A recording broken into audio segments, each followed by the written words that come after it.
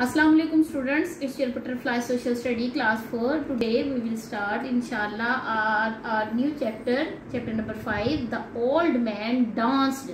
The old man danced. ये कहानी sir Syed Ahmad खां के बारे में है। सर सैयद अहमद खां का फिगर आप थोड़ा सा देख ले कि वो कैसे थे, उनकी एज कैसी थी, उनकी वाइट दाढ़ी थी, सर पर कैप पहनी हुई थी। ठीक है, अब हम इसकी एक्सप्लेनेशन में इसकी स्टार्ट करती हूँ। Sir Syed picked the string of jingle and tied them on top of his white pajama. Sir Syed ने जिंगल की रस्सी या तार उठाई और उसको अपने पजामे के सबसे ऊपर बांध लिया। Then he moved his finger through his long white beard. फिर उन्होंने अपनी दाढ़ी में, जो लंबी सफेद दाढ़ी थी, उसमें अपनी उंगलियां फेरी। Fix the white cap tightly, अपने सर के ऊपर कैप को मजबूती से रखा। एंड स्टार्टेड डांसिंग, और डांस करना शुरू कर दिया। We will tell you the reason, हम आपको अब इसकी वजह बताते हैं। Why Sir Syed Ahmad had to dance, कि क्यों सर सैयद अहमद खां को डांस करना पड़ा at such an old age, इतनी उम्र में, इस तरह की बूढ़ी उम्र में, यानी इतनी उम्र सीधा होकर उन्होंने क्यों डांस किया। लेटर इन दिस चैप्टर, इस चैप्टर के आखिर में बताएंगे। फर्स्ट, पहले we would like you to know, हम बताना चाहते हैं आपको कि little bit about his life, थोड़ा सा उनकी जिंदगी के मुतालिक। ठीक है, बाद में बताएंगे कि उन्होंने डांस क्यों किया था इतनी उम्र में, इतने बूढ़े होके। Sir Syed was born to a noble and educated family in India. Sir Syed Ahmad Khan India की एक फैमिली में, पढ़ी लिखी और शरीफ फैमिली में पैदा हुए। He learned Quran, Arabic and Persian language at an early age.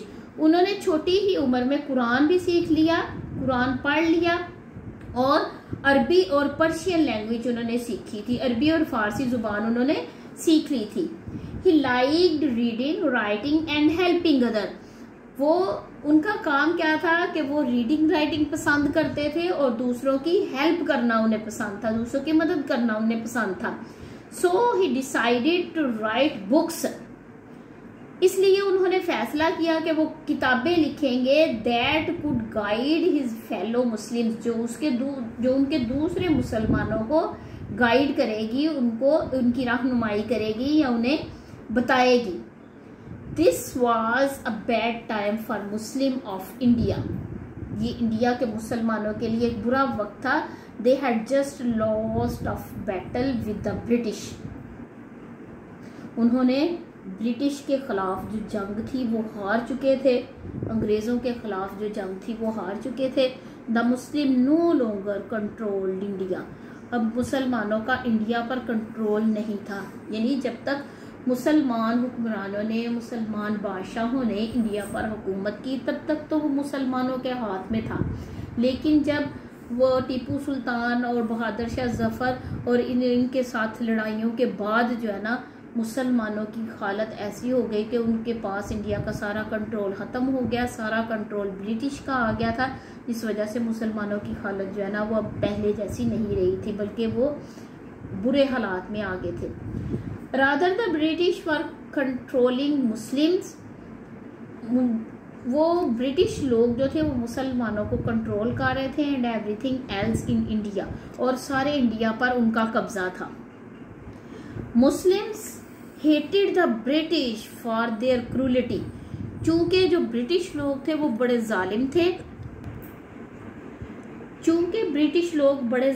थे, तो उनके जुल्म की वजह से मुसलमान उनसे नफरत करते थे। That's why they didn't learn English language, ना सिर्फ ब्रिटिश से नफरत करते थे बल्कि उनकी जुबान इंग्लिश से भी नफरत करते थे। They considered English as the language of the British people, क्योंकि वो समझते थे कि अंग्रेज़ों की ज़ुबान है, ये ब्रिटिश लोगों की ज़ुबान है इंग्लिश, इसलिए हमें इससे नफरत है, हमें इसको नहीं सीखना।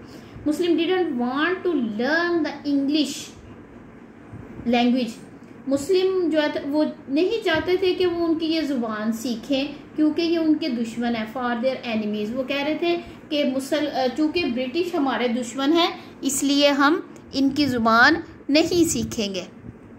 ठीक है, मैंने आपको इसकी एक्सप्लेनेशन करवा दी है। आपने इसकी घर में अच्छी तरह से रीडिंग करनी है पेज नंबर 17 पर।